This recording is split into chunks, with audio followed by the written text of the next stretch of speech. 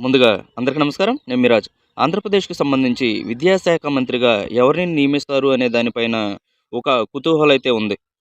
ఎందుకంటే విద్యా వ్యవస్థ అనేది 2014 నుంచి 2019 వరకు కార్పొరేట్ సెక్టార్ ఏదైతే ఉందో దానిలో మాత్రమే గణనీయమైన పర్సెంటేజ్ అనేది రావడం, గవర్నమెంట్ స్కూల్స్ ఏవైతే ఉన్నాయో వాటిలో గణనీయమైన మార్పులు చోటు చేసుకొని అక్షరాస్యత శాతం అనేది తగ్గడంతో పాటుగా పాస్ పర్సెంటేజ్ కూడా చాలా తగ్గిపోయింది. ఈ ఉత్కంఠత సమయంలో విద్యాశాఖ మంత్రిగా ఆంధ్రప్రదేశ్‌లో 2024 నుంచి ఎవరిని నియమిస్తారు అనే ఊహాగానాలైతే ఉన్నాయి.